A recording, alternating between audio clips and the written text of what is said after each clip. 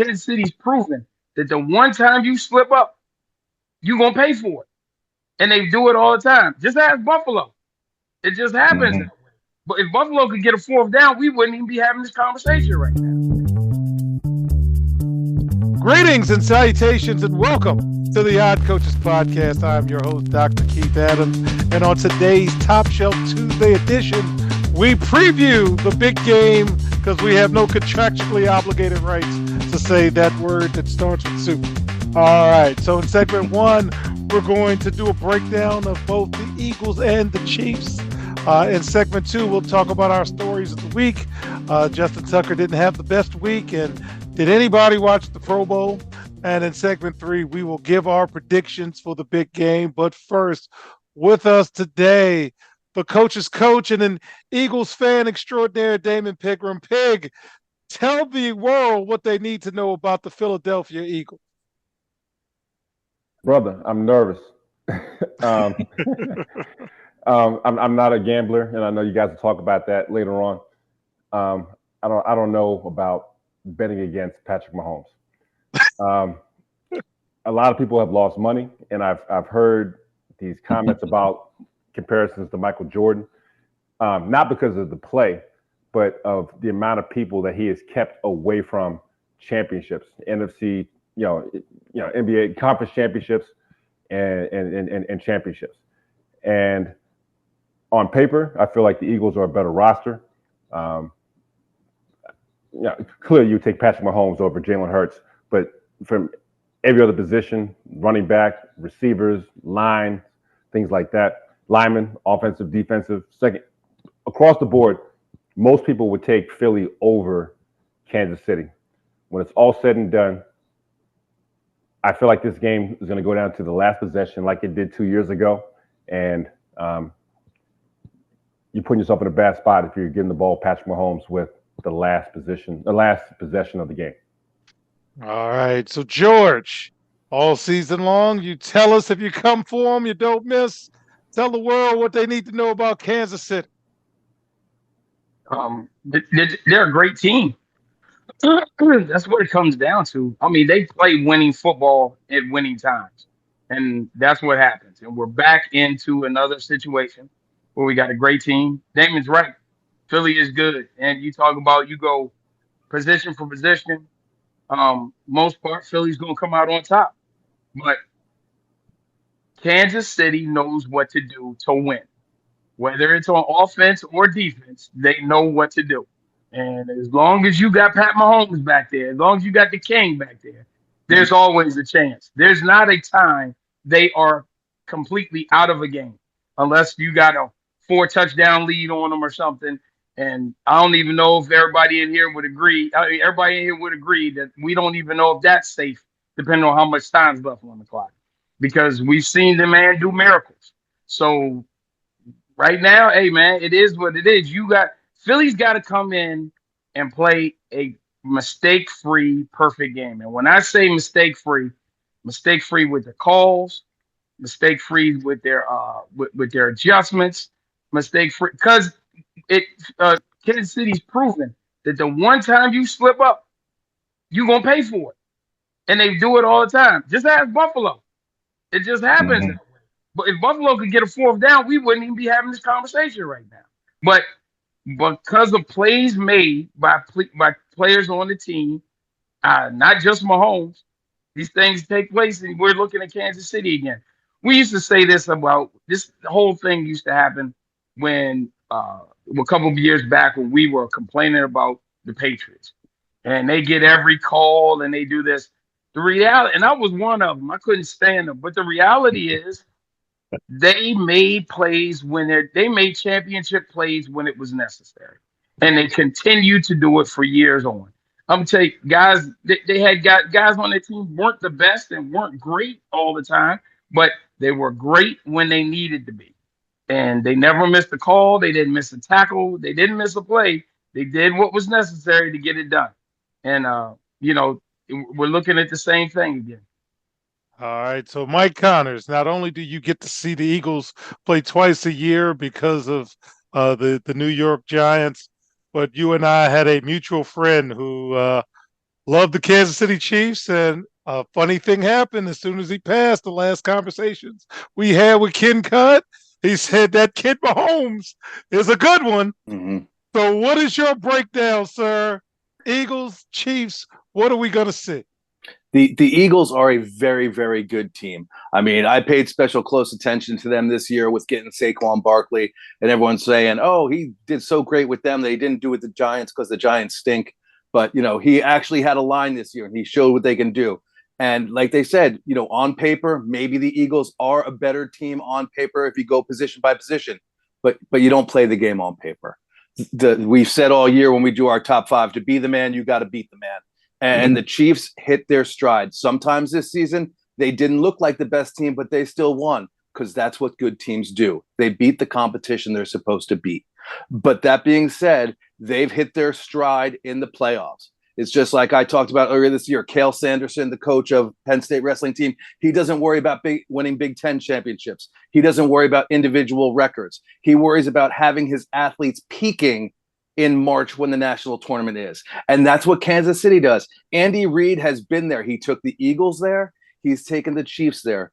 The defensive coordinator, Spagnano from the Chiefs, has been there multiple times with the Giants and with the Kansas City Chiefs. They are a team built for playoff football. They are a team, they hit on every cylinder. They know what everyone's doing at every play.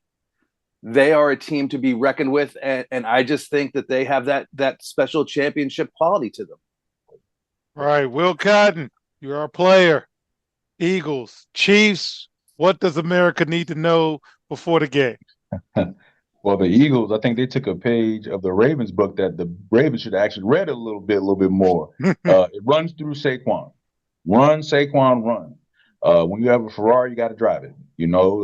That's what the Ravens did. They did not. That's why they're not here.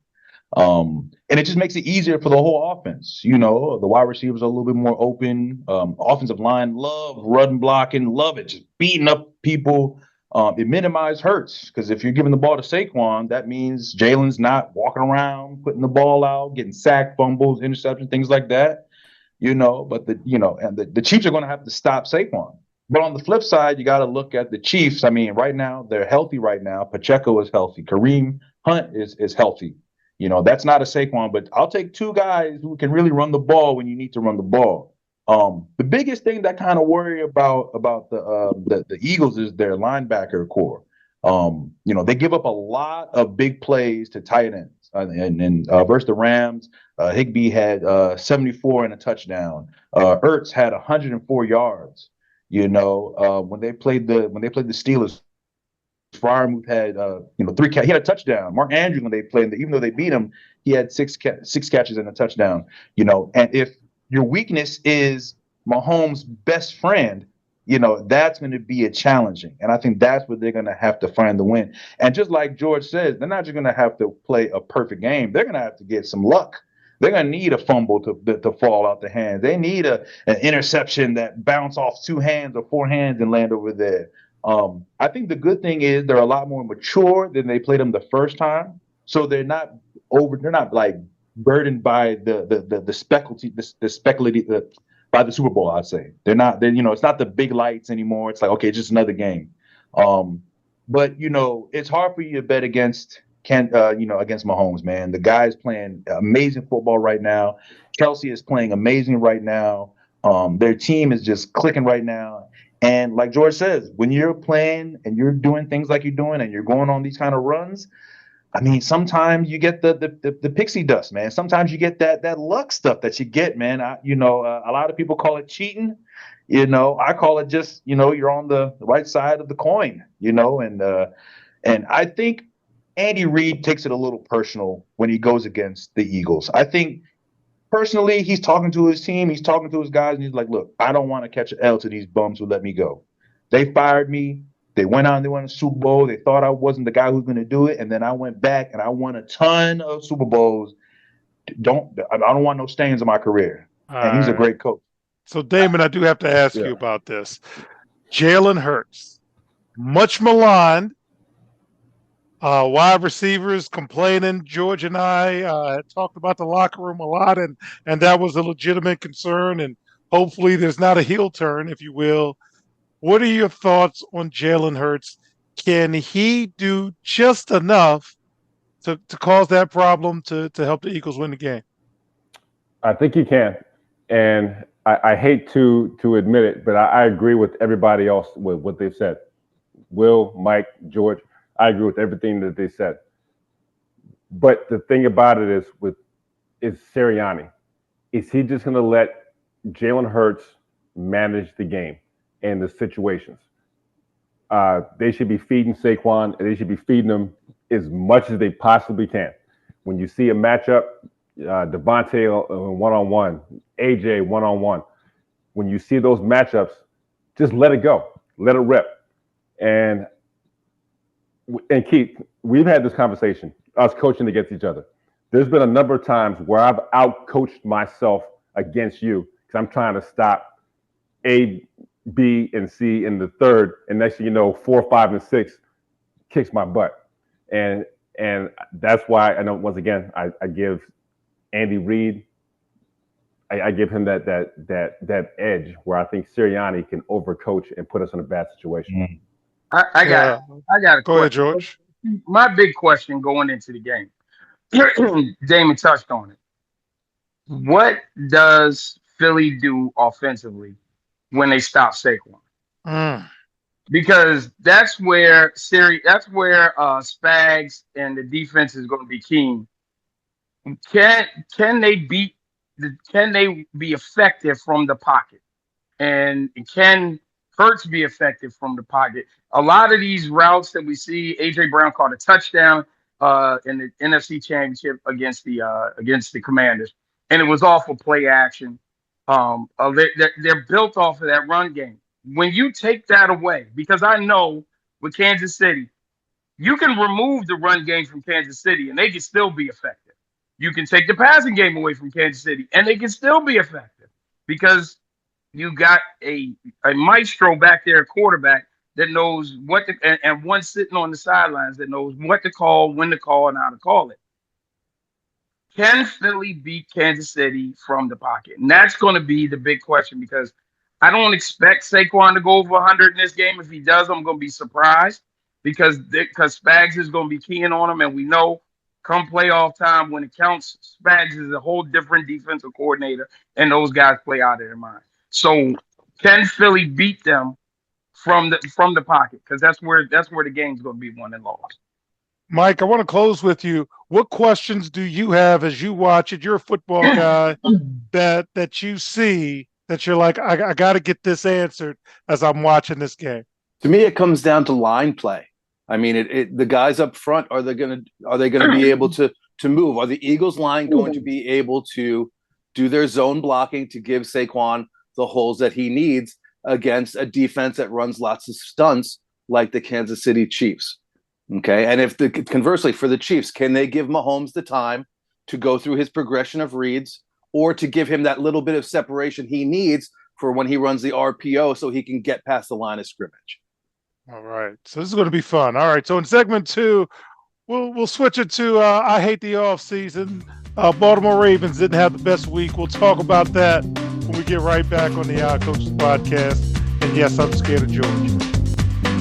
This is Dr. Keith Adams, president of the CKA Save Project and author of Finding the Balance, my personal journey to academic and athletic success. This book is your key to unlocking the secrets of being a successful student athlete. Drawing from my 30-year career as a teacher and coach, this instructional guide offers a unique perspective on achieving success in both academics and athletics. With over 15 personal stories and insightful antidotes, Finding the Balance is a must-read for student athletes, parents, coaches, teachers, and administrators. Visit www.ckasaveproject.org to get your copy and start finding the balance today. Okay, welcome back to the Odd Coaches podcast. It's segment 2. Unfortunately, the story of the week was Ravens kicker Justin Tucker being accused of, quote, inappropriate behavior by massage therapists in the Baltimore area. The internet is unforgiving, but you do have a situation where Tucker is 35. He is the most accurate kicker in NFL history, but this is something that I don't know if you want on your radar this summer. So I'm going to go with Will first. You're in the locker room. You're a player. This comes across your desk. How you handling this? The first thing is, you gotta let the case, the civil case, you have to go through its process. Right now, what we're looking at him, immediately people say, hey, you are guilty. You have done this. You're a terrible person. You're a piece of POS, all this, that. And what we've learned even through Deshaun Watson is it went through and nothing happened. They were able to pay off the women, some of them who didn't get paid money. I think there was a recent one that came out and then she tried to have some allegations that she didn't get any money. So, it comes with a lot of speculative kind of looking at it, because it was 10 years ago. So there's nothing that you can come up and say, oh, well, this was recent. There also should be, he was banned, right? He was banned for 2 Masood Pollars. There should be some sort of record of that. Any sort of business, any sort of real business, when you kicking somebody out and saying this person is no longer allowed to be here anymore, there should be a document report that should say this person did this, should not be allowed here anymore. Date, signed. Da da da da da da. That's so that if that person comes back, it's like, hey, no, here's this document that says you are no longer here. So all I'll say is, it's unfortunate for this to come for this guy. I mean, he was the great. I think it ruined his legacy. Regardless if it's true or not, people are going to make their own decisions. But I'm going to wait and see more information comes out before I make my real comments about him. Because we've jumped on people before, and then boom, we're wrong. You know what I'm saying? So let's see what happens. It's not a good look. That's not why you want to go into. It could work for the Ravens. Shoot, pocket wise, now you can cut. Now you can cut Tucker, and it's like that. We don't owe him no bread and nothing like that. So we'll see. We'll get more information comes out. But it's not a good look for him nor the Ravens. All right. So Damon, you're a coach, just like me, and we hate the offseason because I don't have anything on them. This comes across your desk as a coach. You heard about your player. This is what you hear about the player, but it is the off season for your team. How are you reacting to this as a coach? Well, one, I have to internalize it. I'm a father and I have a daughter. And, well, I'm sorry, I don't want to hear about time frame and statutes of limitations. If he was wrong and did dirt, then he should pay. I don't care if it was yesterday or 20 years from now. But at the same time, I'm with you as well. There is due process. And, I'd like to hear, hopefully we have a good investigation and hear, truly what happened. But, right now, not a good look at all. And it makes you wonder why he struggled too on, kind of the last third of the year. I wonder if these things were kind of in the background. And he knew it was about to come out, and that's why he struggled.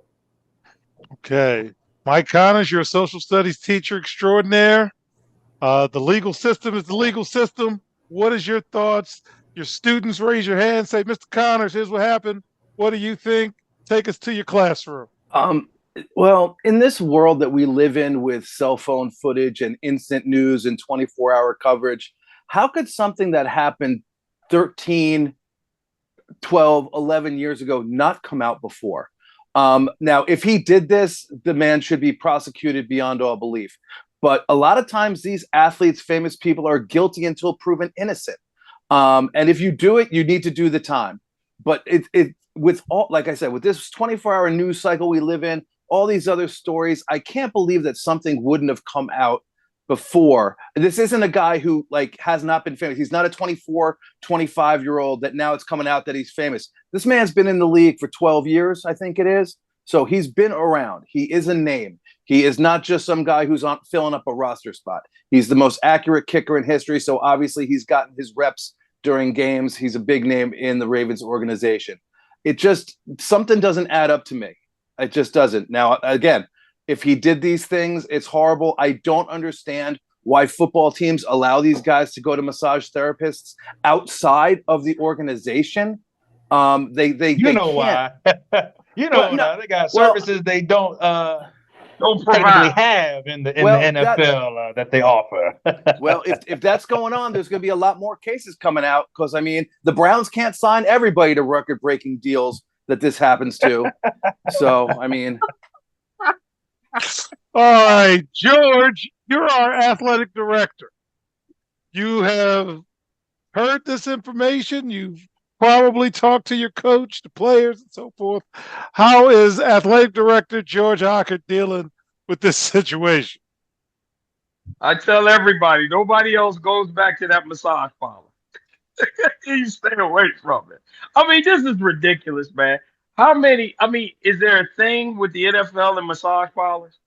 I mean, we got, you got Deshaun Watson, you got Robert Kraft, and now you add the kicker. The damn kicker.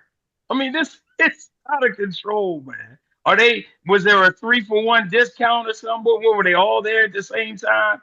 I'm trying to figure out what in the hell is going on that we got so many people from one organization getting in trouble in the same situations, same kind of things, and it all comes up from later on. It's absolutely crazy. And I'm gonna tell you, But I feel like the money is like, they cut. It's like, hey, he's been paying for like the last, 8-9 years, and then at some point he's like, hey guys, I think I'm done. I'm gonna step away. They're like, whoa, you were giving us $1 million a year. Yeah. We can't just walk away. And then it becomes a thing. But that's, again, speculative. I'm not gonna say that. So they got the open line of credit that massage parlor. there you go. Yeah. All right, I'm going to walk away from this. Well, Go ahead, Damon. I'm scared. I'm sorry. It's bigger than a professional athlete thing. I'm not speaking for myself. I'm saying, but Davis easy. oh my. Wow. no. But the thing about it is, like, for real, it's not a professional athlete thing. People have access to these services. All right. I don't know how much you have to pay. It probably all not that much. So it's not just Justin Tucker. It's not just Deshaun Watson. Yeah. I'm sure it's a thing with the internet and the website. I'm sure if that's your thing and that's your go-to, I'm sure it's not too hard to find a place to go to that will render you those services. And speaking of going, we're going to go to segment 3. I'll say this. No matter however this comes out, they're going to lean on the shield because the NFL is not going to let that shield get tarnished in any way, shape, or form. Whether they got to pay this woman off or whatever to make it go away, the shield will still be in place. And if you can sign Deshaun Watson to some guaranteed money, Justin Tucker can get another contract because he has been the most reliable kicker in pretty much the history of the NFL. Welcome to the Jets. Yeah, it's just throw him in the bucket. Punishment.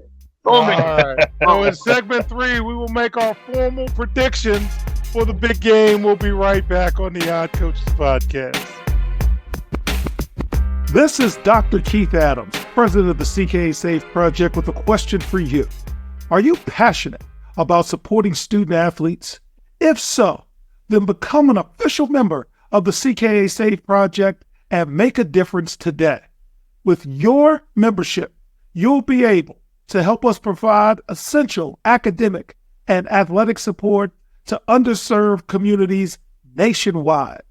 Join us in empowering student athletes to achieve their full potential, both on and off the field. Together, we can build a brighter future through education and sports. Visit CKASafeProject.org and choose your membership level now. $25 is a bronze level membership, $50 is a silver level membership, and $100 is a gold level membership. Be a part of the change. Become a member of the CKA Safe Project today. Welcome back to the Odd Coaches Podcast. In segment 3, we will begin first with things strictly for entertainment purposes only. Football bettors in Nevada beat the sportsbook out of $2.1 million in December, the first monthly loss during the NFL regular season for the state bookmakers in 12 years. It was only the 13th losing month on football bets during the regular season in the state's history, and the largest net loss on football since November 2012, when sportsbooks lost $5.3 million on bets on the NFL and college football. This is all according to the Nevada Gaming Control. But I myself, and Will Cotton is a co-conspirator to this crime, I'm going to give you some suggested prop bets for you if you're listening. So fans, here we go. Isaiah Pacheco, over 1.5 receptions. Take that bet. Jalen Hurts, anytime touchdown. Dallas Goedert, over 50 yards receiving. I'm going to take that one myself. Patrick Mahomes, over 28.5 yards rushing. I like that. He does scramble a little bit more recently. In terms of the game, don't know which way to lean. The Eagles' money line seems to be a hot bet in Vegas, but it's the Chiefs -1.5. I don't know about touching the under. Will always gets on me about taking the under. Coach, they're going no play defense, and we'll see what happens. And of course, if you really want to waste money, put some money on Travis Kelce winning Super Bowl MVP. Will, anything a note before we get to the big game predictions that you're going to do? Oh, I really like the Patrick Mahomes over 28.5 rushing yards. He always finds a way to just get enough for like 2 or 3 first downs. And 2 or 3 first downs is around 25, 30 yards. He can and he got a little, hey, he's not the most fastest man, but he can scoot when he got to, and he jumps out of bounds to do it again, because he plays that very smart. It's very hard to pick props for the Chiefs, because that's why they're such of a good team, because they don't just focus on one thing. I think if anything that you're going to do props, look for Saquon carries, Saquon yards. I mean, it's been pretty much safe in the playoffs. Saquon for anytime touchdown, that's something that's good. I mean, even if they get something within the 5 or 7 yards, even like 10 yards, I mean, that Bama can score no problem from anywhere. I think that would be a safe one. But yeah, I think this is one of those games where, you kind of throw some money in the wind and hopefully you catch something, because both these teams play differently when it comes to, we got to win. And, I would stay away from A.J. Brown. I would stay away. I would stay away from A.J. Brown. Anything A.J., because I don't know what that relationship is going on. It's like sometimes we're friends, sometimes we're not friends. If he don't get no targets, he gonna shut down. They're gonna have to send him. Yeah. They're gonna have to send him to the massage parlor before the game, Okay. so he's in the right frame of Halftime, mind right? going Halftime. into the game. All right, Brown is so becoming a new man in second let's half. get with our big game predictions, starting with Mike Connors. Mike, the floor is yours. Who's winning the game and why, sir? 11 days till Yankee pitchers and catchers report. Thank you, Connor. Thank you, Connor. I can't go for the Eagles, not just because I don't like them, but really, like we said before, I just think the Chiefs are one of those championship teams that don't consider the regular season important until they get to the playoffs. That's when it gets important. And this is the spotlight they are built for. So I'm not going with spreads or anything like that. I just think the Chiefs are going to win the game. I just think they're too good a team, and this is what they're built for. This is all they know. All right, George, who's winning and why, sir? Well, I was part of the group that caused Vegas to have a bad week, because unlike all the rest of you fools, I took the Chiefs over the Bills because I knew that was going to happen. I'm going to take the Chiefs here. I hope it's a close game. And Damon, I'm going to say this, and I'm sorry, buddy. If things start going sideways early for Philly, I'm afraid that Philly could fall apart, and we could have all the arguments that have been glossed over by winning, coming right back up there on the sidelines. And I'd hate to see that happen because I'd like to see I'd like to see a good close game. I think it'll be a close game, and that Kansas City pulls it out at the end like regular.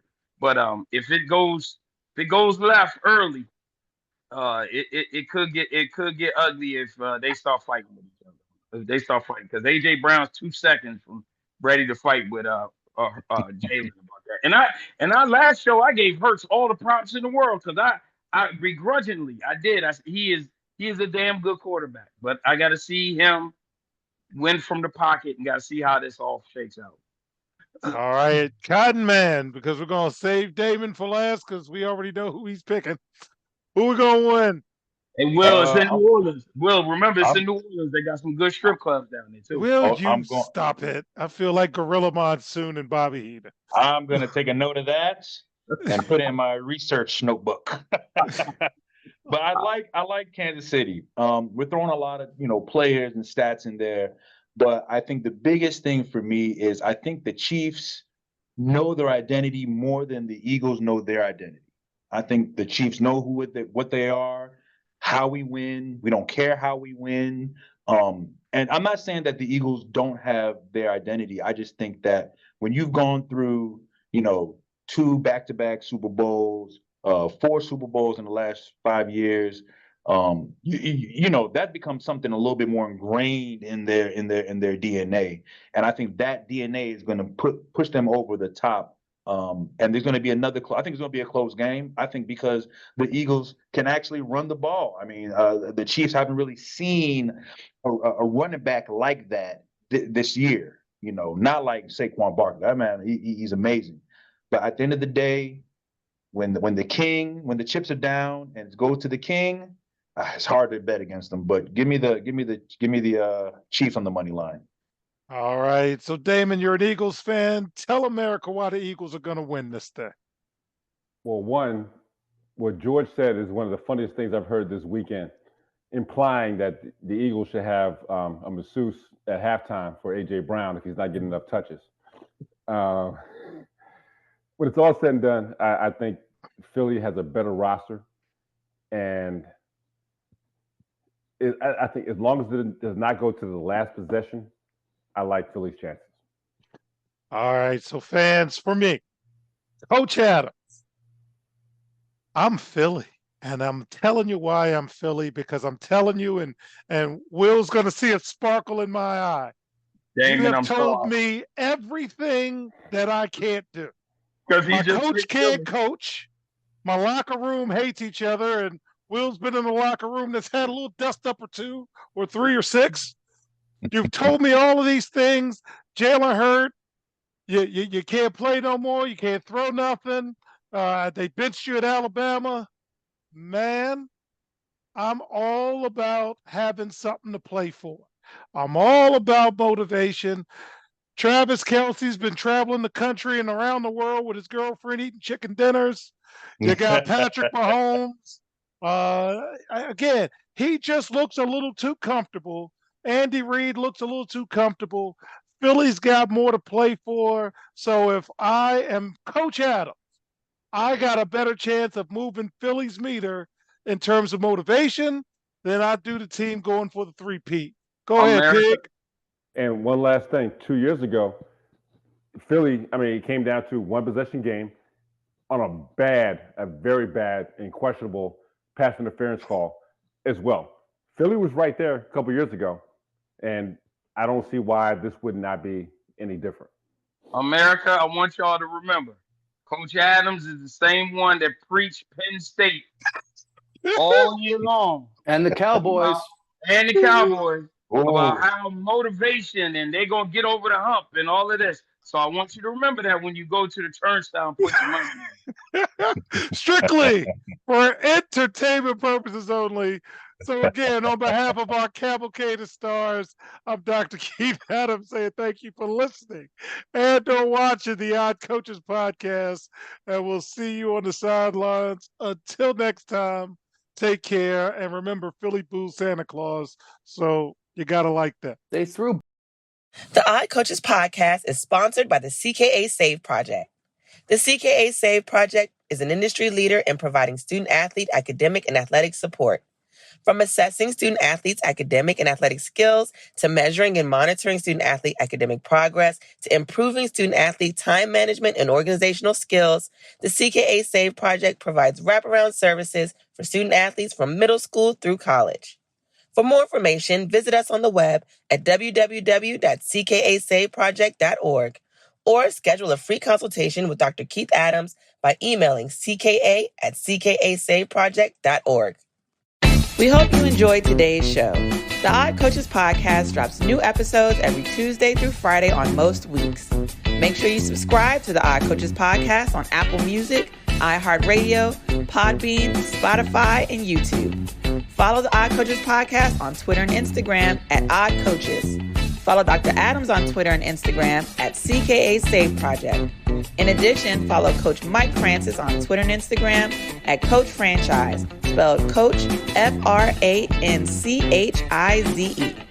For more information about the CKA SAVE Project, please visit them on the web at www.ckasaveproject.org. See you next time on the Odd Coaches Podcast.